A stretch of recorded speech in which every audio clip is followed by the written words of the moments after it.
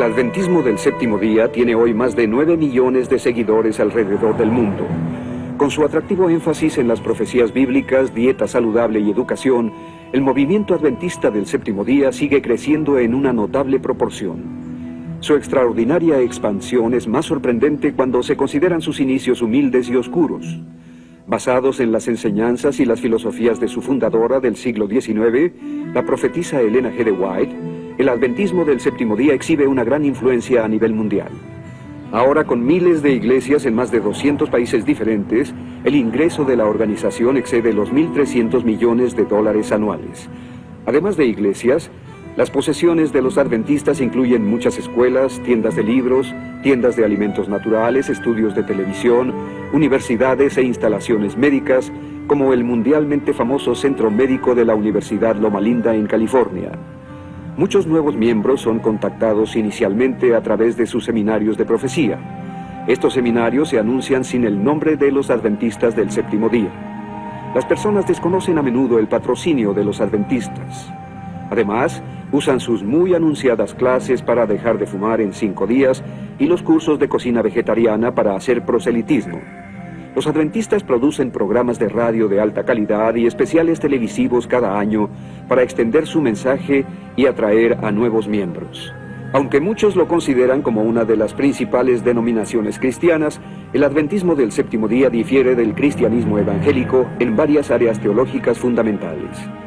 Para determinar la importancia de estas diferencias, examinemos las enseñanzas de la fundadora del adventismo del séptimo día, Elena G. de White. Nacida el 26 de noviembre de 1827 en Gorham, Maine, Elena fue golpeada en la cabeza con una roca a los 9 años. Permaneció inconsciente por 3 semanas y no pudo volver a la escuela después del incidente. La educación de Elena cesó en el 3er año de primaria. Tanto su salud como sus emociones siguieron siendo frágiles al crecer. David Snyder fue durante 22 años un pastor adventista. Su descubrimiento de varias inconsistencias históricas dentro del adventismo lo llevó a su despido sin pensión solo 6 meses antes de su jubilación. Su nombre de soltera era Elena Gould Harmon. Fue educada en un devoto hogar metodista. Su familia metodista cayó bajo la influencia de William Miller, un poderoso predicador. Él predicó que Cristo volvería primero en 1843 y después el 22 de octubre de 1844, supuestamente el día judío de la expiación de ese año. Sin embargo, según la información de la Enciclopedia Universal Judía, pude ver que en 1844 el día de expiación empezó después del atardecer, del 23 de septiembre, no del 22 de octubre.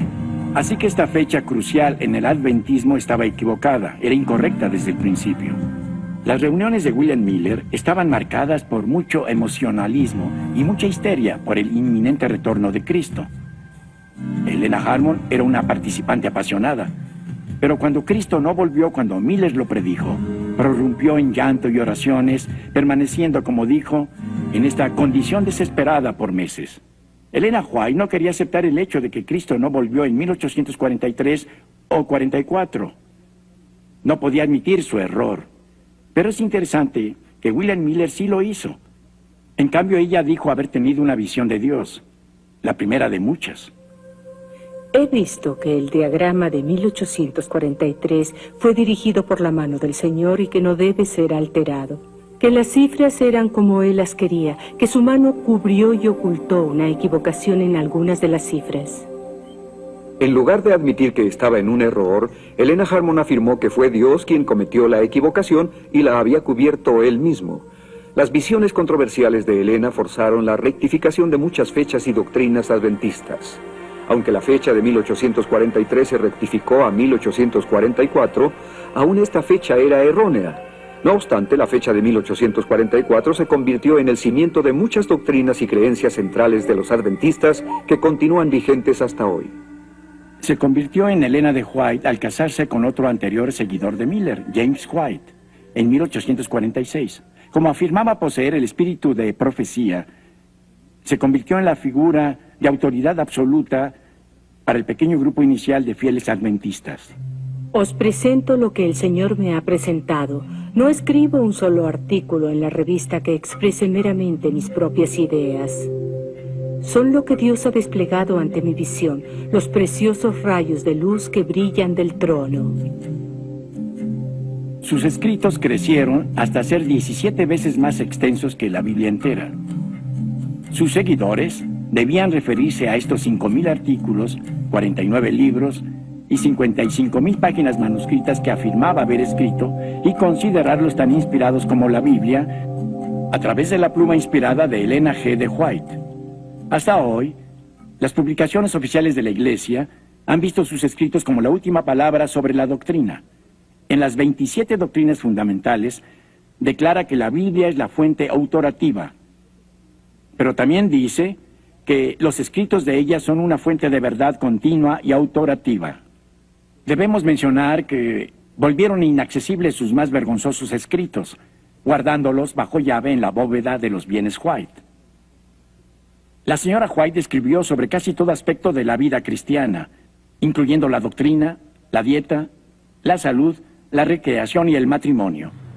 Muchos de sus escritos se realizaron en Elms Haven, su hogar en California. Afirmaba que un ángel se acercaba a su cama cerca de esta silla en su alcoba. Aún más, creen que los 3 ángeles mencionados en el Apocalipsis en la Biblia llevan 3 mensajes únicos: el juicio investigador, el día de reposo en sábado y el culto en domingo como la marca de la bestia. Sidney Cleveland era un ministro ordenado de los Adventistas del Séptimo Día que ministró a 13 iglesias entre 1979 y 1990. Mientras él investigaba para escribir un libro que daba validez a la inspiración divina de Elena G. de White, Cleveland descubrió tantas falsas profecías que se desilusionó. Más adelante publicó sus hallazgos en un libro titulado Blanqueado, desenmascarando los mitos de Elena G. de White. La Iglesia Adventista del Séptimo Día se fundó sobre profecías referentes a la segunda venida de Jesucristo. No es casualidad que la Biblia contenga muchas advertencias sobre falsos profetas. La prueba bíblica de un falso profeta en el Deuteronomio capítulos 13 y 18 es simplemente si la profecía se vuelve realidad o no. Es un hecho registrado en la historia que las siguientes profecías de Elena G. de White no se volvieron realidad como ella había dicho. Luego me fueron señalados algunos que están en gran error al creer que tienen el deber de ir a la vieja Jerusalén y piensan que tienen una obra que hacer allí antes que venga el Señor. Vi que Satanás engañó gravosamente a algunos con respecto a esto. También vi que la vieja Jerusalén nunca será edificada. Exactamente ha sucedido lo opuesto de lo que Elena White predijo entonces.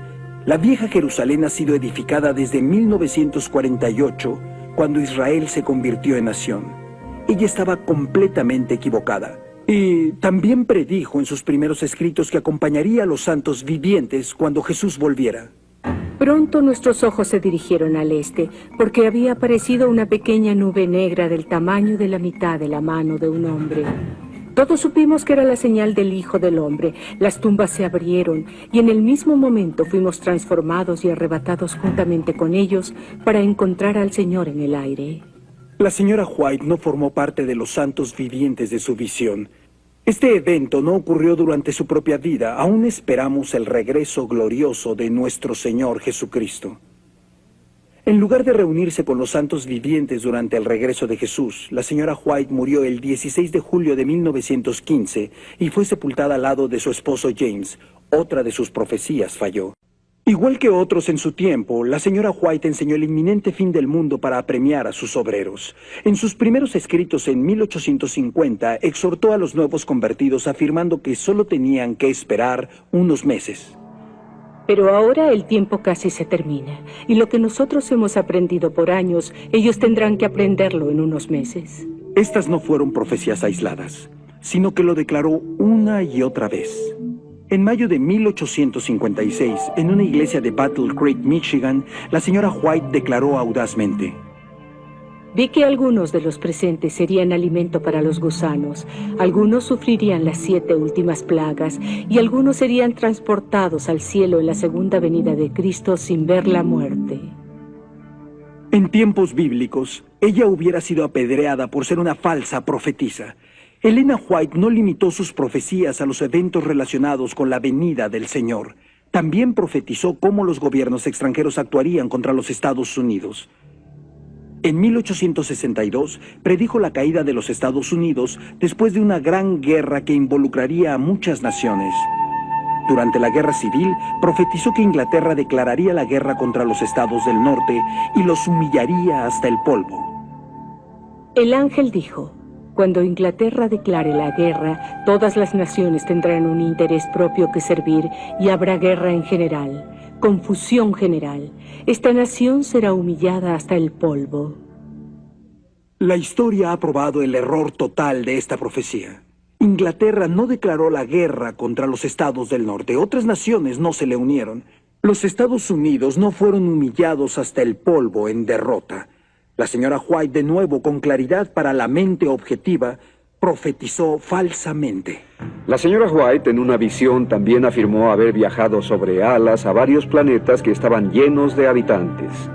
Informó haber conocido a Enoch en un distante planeta durante uno de sus viajes.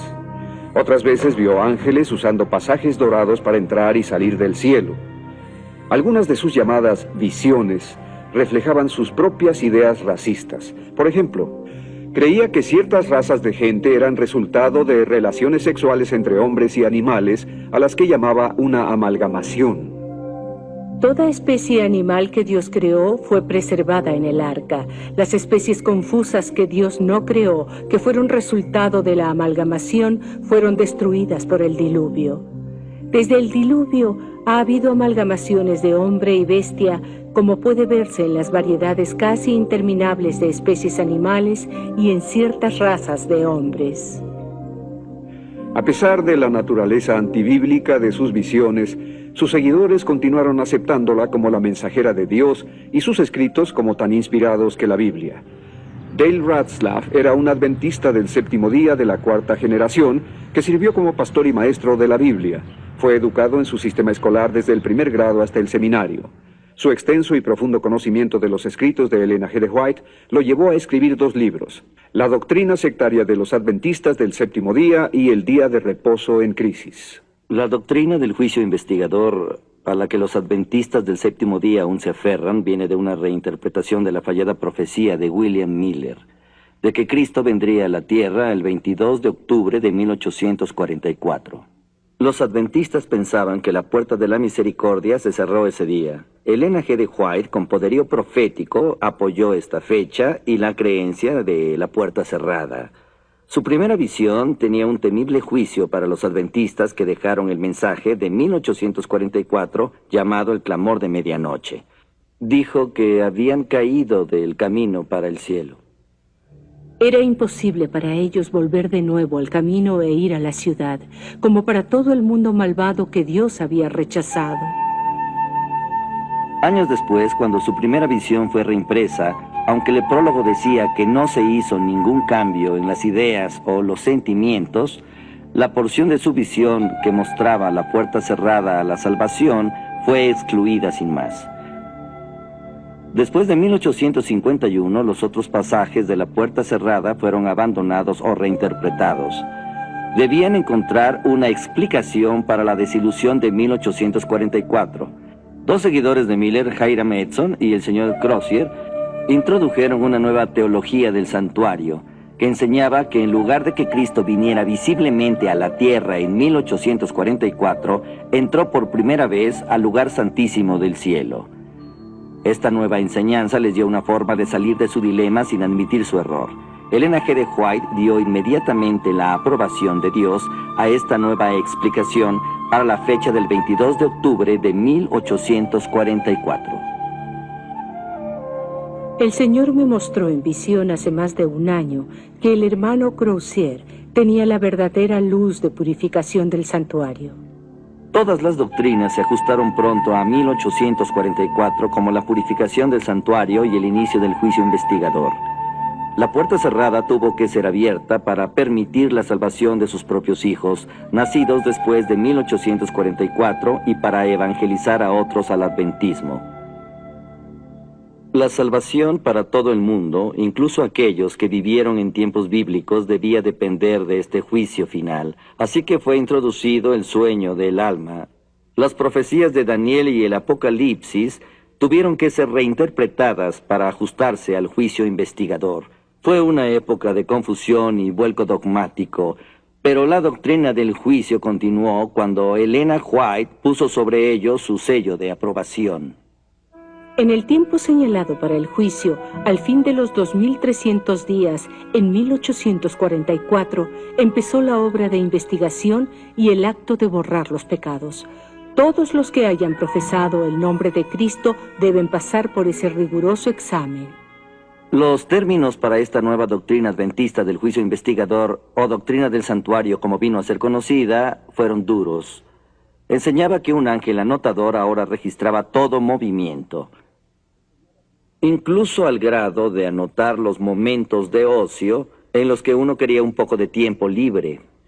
La obra de cada uno pasa bajo la mirada de Dios y es registrada e imputada ya como señal de fidelidad, ya de infidelidad. Frente a cada nombre, en los libros del cielo aparecen con terrible exactitud cada mala palabra, cada acto egoísta, cada deber descuidado y cada pecado secreto con todas las tretas arteras. Las admoniciones o reconvenciones divinas despreciadas, los momentos perdidos, las oportunidades desperdiciadas, la influencia ejercida para bien o para mal, con sus abarcantes resultados, todo fue registrado por el ángel anotador. En verdad, esta doctrina del juicio investigador, única de los adventistas del séptimo día, ha matizado todas las demás doctrinas del movimiento. Ha habido mucha controversia y debate, porque ella no puede apoyarse en la Biblia. En su libro Movimiento del Destino, el renombrado historiador y teólogo adventista Leroy Froome declara que cualquier debilidad o negación o hundimiento de la verdad del santuario es un asunto no solo serio, sino crucial. Cualquier desviación o abandono ataca al corazón del adventismo y amenaza su misma integridad. Esta doctrina central adventista que declara que el juicio de las obras de los creyentes determinará su salvación es descaradamente antibíblica y no es enseñada por ninguna denominación cristiana legítima. Esta doctrina enseña que en algún momento entre 1844 y la segunda venida de Cristo, el nombre de todos los fieles será puesto a juicio. En ese mismo momento, si uno tiene algún pecado que no haya confesado, aún pecados olvidados, o si uno no demuestra perfecta obediencia a los 10 mandamientos, sobre todo al cuarto, estará perdido. Esta enseñanza es completamente contraria al Evangelio de gracia del Nuevo Testamento. En todas las religiones hechas por el hombre, se desafía la autoridad de las Escrituras de Dios y de la palabra inmutable. Los adventistas del séptimo día no son la excepción. Tienen su propia versión de la Biblia en inglés conocida como The Clear Word Bible, la Biblia de la palabra clara, en que insertan las palabras e ideas de Elena G. White directamente en el texto bíblico. Por ejemplo, en el capítulo 9 del libro de Daniel se agregaron 300 palabras a las Escrituras. Un escandaloso ejemplo de este tipo de alteración puede verse en Daniel capítulo 8, versículo 14, que en la versión Reina Valera simplemente dice hasta 2300 tardes y mañanas, luego el santuario será purificado. Sin embargo, en la versión adventista de la palabra clara, este pasaje ha sido muy alterado, como sigue. Después de 2300 días proféticos o 2300 años, Dios vendrá proclamando la verdad sobre sí mismo y restaurando el ministerio del santuario en el cielo a su justo sitio. Entonces el juicio comenzará, del cual la purificación del santuario terrenal era un prototipo. Uno puede ver hasta qué punto pueden ir los adventistas del séptimo día para apoyar a su profetisa, incluso a manipular las Escrituras. La Biblia de la Palabra Clara, publicada en 1994, tiene un comentario muy amplio para nutrir la fe y el crecimiento, que no es nada más que distorsiones agregadas a la palabra de Dios, para apoyar la teología adventista. También han publicado su Biblia de estudio, con palabras de Elena G. White incluidas en ella como un comentario inspirado. Otras doctrinas heréticas de los adventistas incluyen la idea de que la expiación de los pecados por Cristo en la cruz fue incompleta, que Jesucristo es el arcángel Miguel y que el infierno no existe. A mediados de 1800, con unos años de diferencia, los mormones, los testigos de Jehová, la ciencia cristiana y los adventistas del séptimo día presentaban doctrinas contrarias a aquellas sostenidas por los tradicionales creyentes en la Biblia. Leslie Martin era una devota seguidora de tercera generación del adventismo del séptimo día y creía que los escritos de Elena G. de White fueron inspirados por Dios. Sin embargo, la enseñanza que había recibido en su sistema escolar comenzó a esclarecerse cuando empezó a estudiar la Biblia. Muchas doctrinas de los testigos de Jehová y de los adventistas son similares. Esto es porque tuvieron comienzos comunes. El fundador de los testigos de Jehová, Charles Taze Russell, fue coautor de un libro llamado Los Tres Mundos, con N.H. Barber de los primeros adventistas.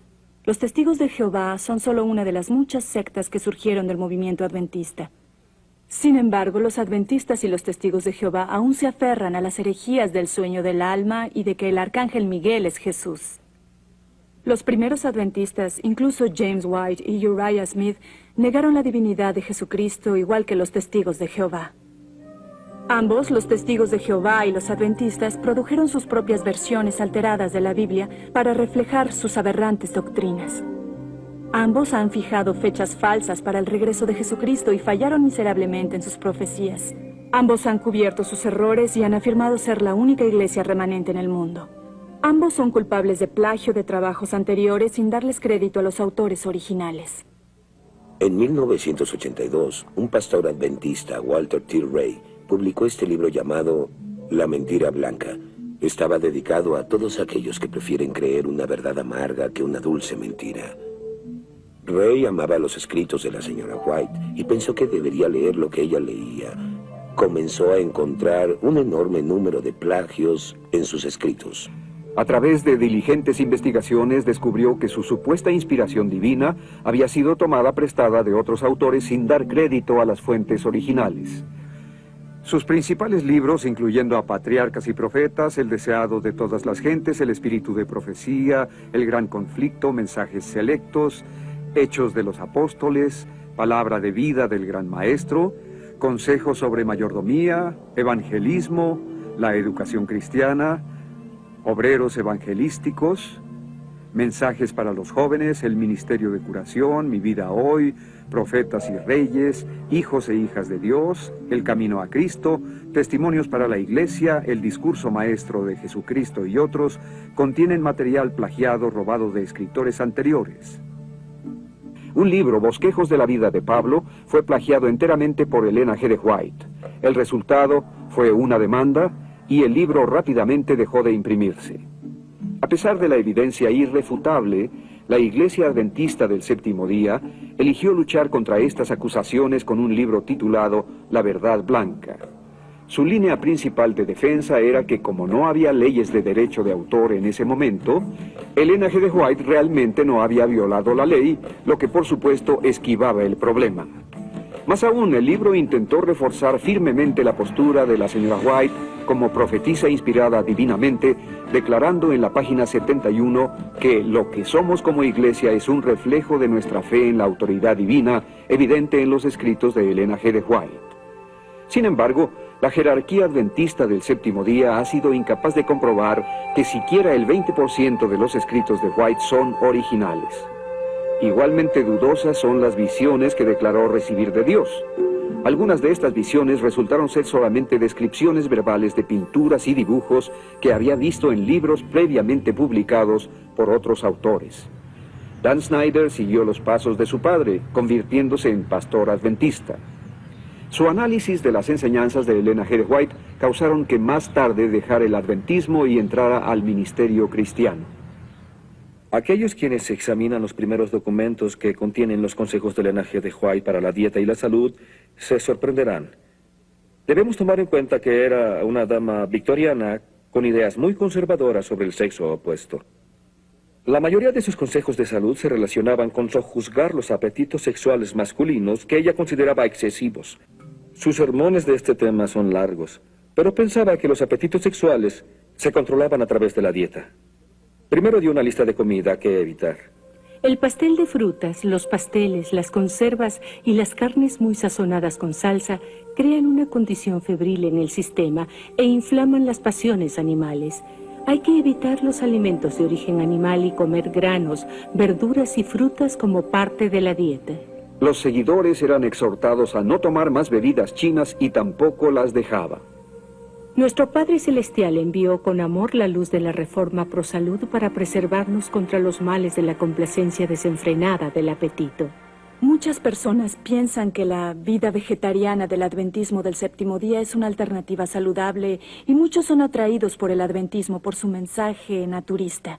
Nos enseñaron como adventistas que teníamos un mensaje especial para el mundo en relación a la salud y que la profetisa Elena White se adelantó varios años a su tiempo. Para controlar esos apetitos sexuales masculinos, además de ser vegetarianos, la profetisa recomendó no comer nada en absoluto en las tardes. Las mujeres no eran inmunes a las recomendaciones de Elena White, que eficientemente controlaba a sus seguidoras, emitiendo directivas sobre sus peinados y manera de vestirse.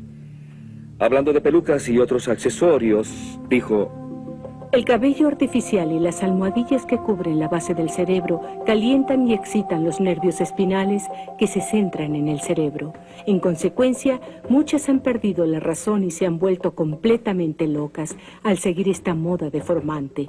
Sin embargo, las esclavas de la moda continuarán vistiendo así su cabeza y sufrirán horribles enfermedades y muerte prematura. Una vez que el peligro mortal de las pelucas fue resuelto, Elena G. de White intentó imponer un cálido, incómodo y muy raro estilo de vestir en sus fieles seguidoras. Declaró que fue diseñado por Dios. Era un par de pantalones con un voluminoso vestido largo sobre ellos. Ahora Dios haría que su pueblo adoptara el vestido de la Reforma, no solo para distinguirlos del mundo como su pueblo particular, sino porque una reforma en el vestir es esencial para la salud física y mental. Las fieles hermanas se esforzaron con el estorboso vestido hasta que Elena de White dejó de usarlo en silencio después de unos años, sin ofrecer más explicaciones. Cuando algunas celosas mujeres intentaron restaurar el uso del vestido, pensando que era la voluntad de Dios, Elena White las censuró. Durante este periodo, el control de Elena G. de White sobre sus seguidores creció desmesuradamente, particularmente cuando anunció que aquellos que no siguieran sus órdenes dietéticas quedarían atrás en la segunda venida de Jesucristo. Nuestra profetisa Elena G. de White dijo que debíamos ser vegetarianos, sobre todo en consideración del pronto retorno de Jesucristo. Porque si no éramos vegetarianos, cuando Jesús viniera, no iríamos para acompañarlo cuando viniera a reunir a su pueblo. Dios no puede querer Mark eso, Martin ¿cierto? actualmente es pastor de la iglesia Calvary Community Church en Phoenix, Arizona. Él fue un pastor adventista del séptimo día y renunció después de ser forzado por las autoridades adventistas a elegir entre las enseñanzas de Elena G. de White y la Biblia. Elena G. de White enfatizó el guardar la letra de la ley junto con muchas reglas adicionales para entrar en el camino a la salvación. No tenía paciencia para los cristianos que se atrevían a decir: yo soy salvo. Nunca debemos descansar en una condición satisfecha diciendo yo soy salvo. Ellos pervierten la verdad, declaran que solo tenemos que creer en Jesucristo y que esa fe es suficiente, que la rectitud de Cristo es la justificación del pecador. Esta clase dice que Cristo vino para salvar a los pecadores y que Él los ha salvado, pero ¿están salvos? No. La visión adventista de la salvación es que Jesús dio el pago inicial por nuestra salvación en la cruz. Pero una vez que has aceptado su oferta de salvación, debes seguir haciendo los pagos mensuales. No confiando en realidad solo en la gracia de Dios para salvarlos, los adventistas se esfuerzan por ser muy obedientes. Y esto constituye un estilo de vida inflexible, lleno de culpabilidad y legalista. A pesar del esfuerzo de los adventistas de hoy por suavizar el cumplimiento de la ley, las enseñanzas de Elena White son inequívocas. Ningún transgresor de la ley de Dios está salvo. Pero la Biblia enseña que estamos bajo un nuevo pacto y el antiguo pacto es obsoleto. Cristo es el final de la ley. El Nuevo Testamento enseña que la ley fue dada por Dios para ser nuestro tutor o maestro y nos lleva a Cristo. Veamos qué dice Gálatas 3:25 ahora. Dice: ya no estamos bajo ayo. Los cristianos deben crecer en gracia y cumplir los mandamientos de Dios por amor a Él, no por compulsión. De hecho, estar bajo la ley nos conduce al pecado.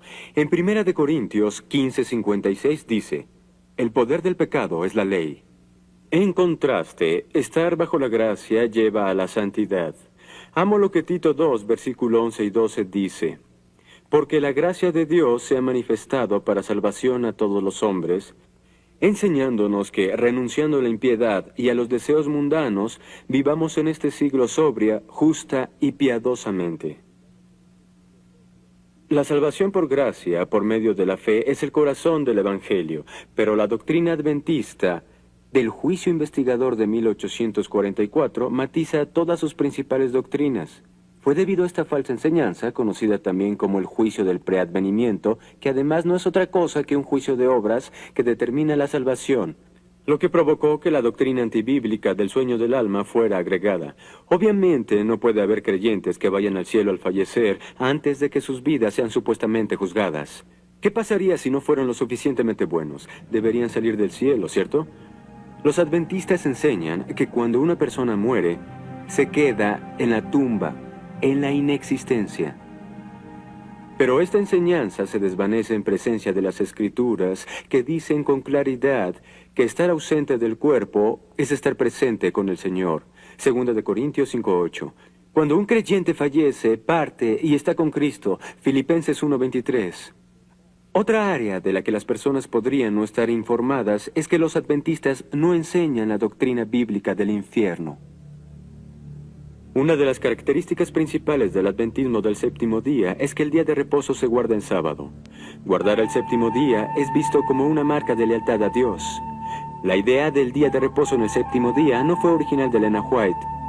Fue iniciada, de hecho, por un contacto entre los bautistas adventistas y Joseph Bates, quien seguidamente convenció a James y Elena White de la idea en 1846. Elena la impuso finalmente al tener una conveniente visión. De esa manera presentó la enseñanza a sus fieles. Vi que el santo sábado es y será el muro que separa al verdadero Israel de Dios de los incrédulos. En los primeros años, cuando se empezó a guardar el sábado, siempre comenzaba a las 6 de la tarde del viernes. Era antes del ocaso en verano y después de él en invierno. Esto funcionó durante más de 9 años. Como la Biblia dice que el día de reposo debía ser guardado de ocaso a ocaso, surgió una división. El problema fue estudiado y presentado a la Conferencia Adventista en 1855, y votaron para mantener el día de reposo del atardecer del viernes al atardecer del sábado. Aún había desacuerdo entre los seguidores adventistas. La señora White decidió tener otra visión para resolver el problema. Un delegado en la conferencia informó: después de la conferencia, el 20 de noviembre, la visión fue dada estableciendo a los indecisos en el horario del atardecer. Lejos de que esa conveniente visión terminara con aquel problema, los adventistas continuaron haciendo preguntas. ¿Por qué no podían aceptar las visiones de la señora White del día de reposo del sábado en el crepúsculo?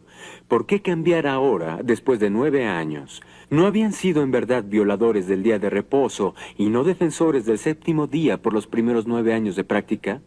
Debía presentarse otra visión de Elena White en la que prometió preguntarle al ángel y conseguir una explicación para cesar la controversia de una vez.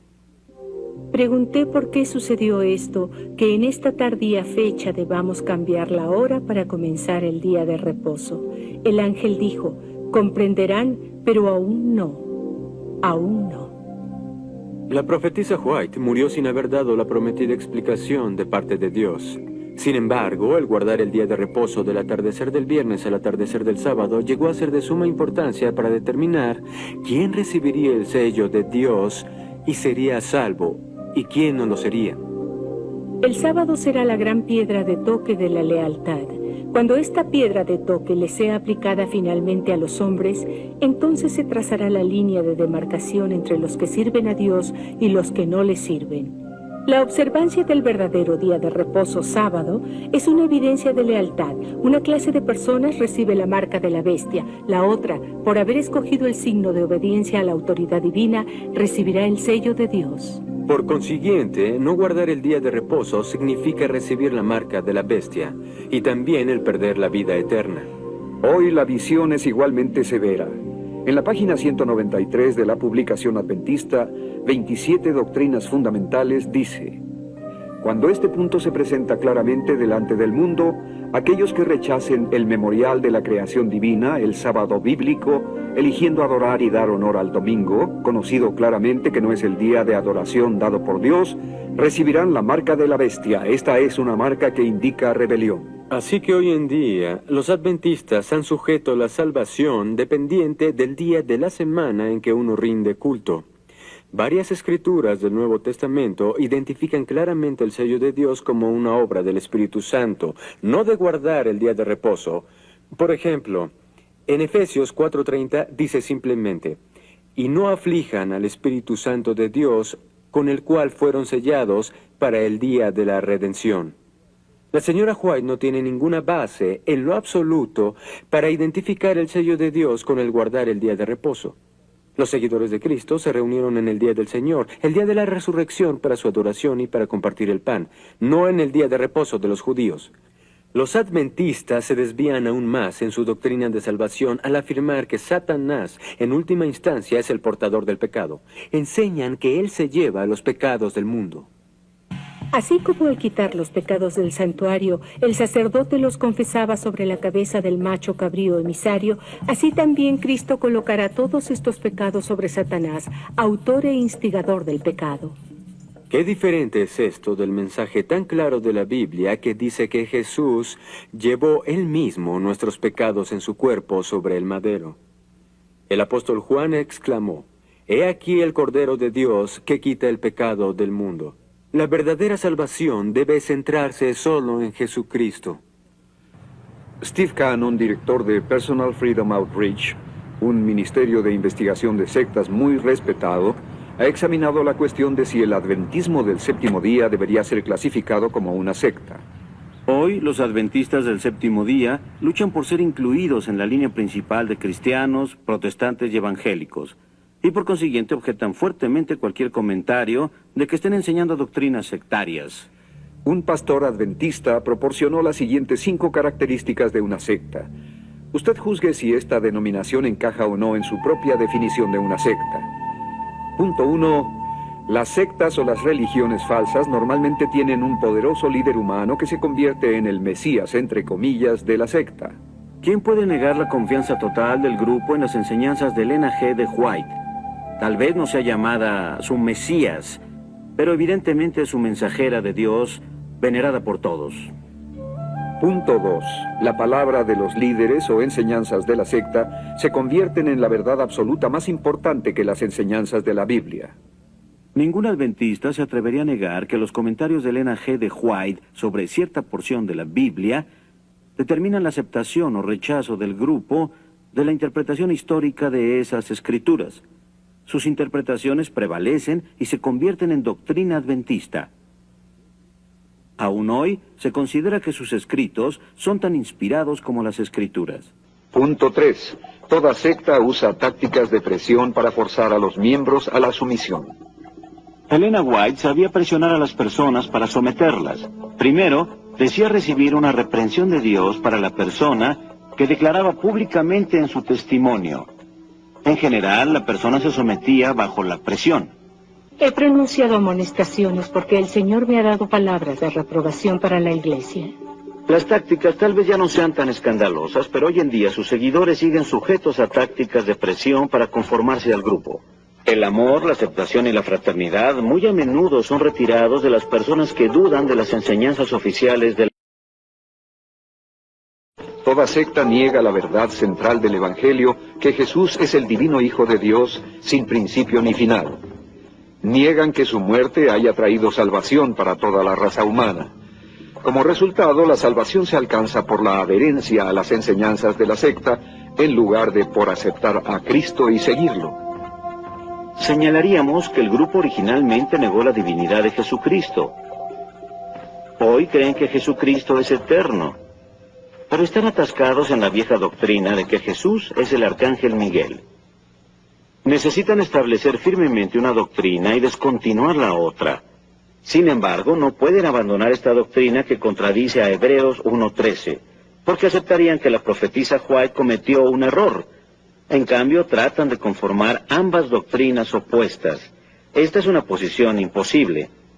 Acerca de la salvación por gracia, solo por fe en Cristo, los adventistas han agregado el juicio investigador, el guardar el día de reposo, la obediencia a los 10 mandamientos y otras leyes del Viejo Testamento como requisitos para la salvación. Además creen que los pecados del mundo han sido puestos sobre Satanás en lugar de Cristo y que los cristianos deben presentarse solos ante Dios, sin Cristo como su mediador. Los que vivan en la tierra cuando cese la intercesión de Cristo en el santuario celestial deberán estar en pie en la presencia del Dios Santo sin mediador. Compare esto con la precisa afirmación de la Biblia en Hebreos capítulo 7, versículo 25, acerca de Jesucristo. Por lo cual, puede también salvar perpetuamente a los que por Él se acercan a Dios, viviendo siempre para interceder por ellos. En verdad, la salvación para ellos, los adventistas, colocando el pecado en Satanás, no es la salvación que enseña la Biblia. Punto 5. Las sectas instan a menudo a sus convertidos a dejar a sus familias. Por fin podemos encontrar un punto en el que estamos de acuerdo. Los adventistas no instan a sus convertidos a dejar a sus familias. Eso significa que de los 5 puntos que marcan a un grupo como una secta, 4 aplican a los adventistas. Por lo tanto, muchos sienten que es demasiado parecido a una secta. En la década de 1950, ministros cristianos evangélicos reconocidos se acercaron a la jerarquía de los adventistas para saber la verdadera naturaleza de sus creencias doctrinales. En un gesto similar al de los mormones, los adventistas, deseando la aprobación de la comunidad cristiana más numerosa, engañosamente adoptaron la visión evangélica de la salvación solo por gracia. Esto apacentó temporalmente a muchas denominaciones cristianas, pero causó daños dentro del adventismo del séptimo día. Muchos seguidores se sintieron traicionados y comenzaron a investigar las enseñanzas de Elena G. de White para descubrir la verdad. Quienes lo hicieron se alarmaron por lo que encontraron. Lo que empezó para muchos como una búsqueda para validar el adventismo, se convirtió en cambio en un descubrimiento pavoroso de los plagios, falsas profecías y enseñanzas heréticas de Elena G. de White. Yo nací y crecí como una adventista del séptimo día de la 4ª generación, con raíces en la familia Kellogg. Fui educada en la primaria adventista. Me bauticé siendo muy joven y me comprometí con lo que creía que era la única iglesia verdadera. El cambio vino cuando fui invitada por varias personas a ir a una iglesia cuyo pastor había sido adventista en el pasado. Y accedí a conversar con él. No creí que tuviera nada que enseñarme, pero lo hizo y comprendí que la iglesia adventista me estaba engañando. Don y yo somos adventistas de la 3ª generación. Fuimos educados en preparatorias y universidades adventistas. Después fuimos miembros de la facultad de la Universidad de Pacific Union. La vida divina recibirá el sello de Dios. Éramos adventistas muy fieles. Pensábamos que Elena White había sido inspirada por Dios y tenía la misma autoridad que la Biblia. A la fe adventista y dediqué todo mi tiempo personal a las asambleas y a compartir mi fe. De niño ahorraba mi dinero para comprar y estudiar los libros escritos por Elena G. de White. Ninguna persona era más fiel de lo que yo fui. Yo habría dado mi vida por la iglesia adventista del séptimo día. Creía en verdad en el concepto de iglesia remanente y en Elena G. de White. Al investigar, descubrí que la iglesia sabe de lo que Elena White escribió, cómo fue que obtuvo su material. Nunca me dijeron eso en el sistema escolar, jamás escuché nada acerca de todos esos escritos que copió, plagió, y cuando me di cuenta de eso, en realidad me hirió mucho. Me sentía como si me hubieran mentido.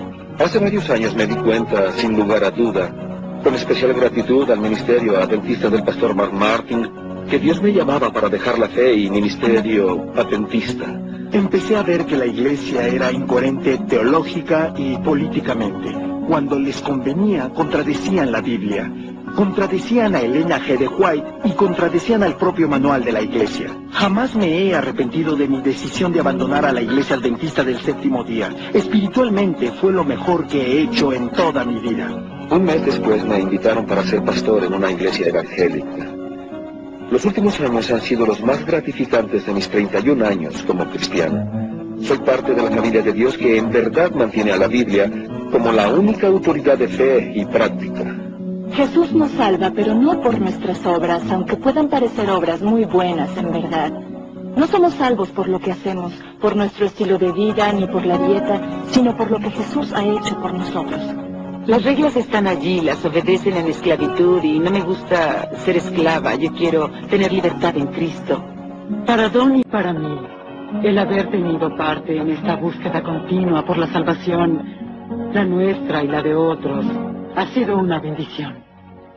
Yo comprendo la seguridad del Evangelio. Yo sé que somos salvos a través de Cristo, que tenemos esa confianza. Y eso significa mucho, significa mucho. Ahora soy pastor de una maravillosa iglesia cristiana evangélica. Es un gran alivio estar libre del cenagal del adventismo del séptimo día y poder regocijarme en el amor continuo de Jesucristo y de su palabra inmutable. Pongan a Elena G. de White a un lado por un rato y vean lo que les enseña la Biblia. Hablen con personas que han salido de la iglesia y pregunten por qué. Vean si tienen algo que compartirles, porque no van a recibir esa información en su iglesia. Tienen que buscarla por sí mismos. Y si aman al Señor, si realmente lo aman, realmente quieren saber la verdad, la Biblia dice, si el Hijo de Dios los libera, serán verdaderamente libres. Así es como yo me siento ahora.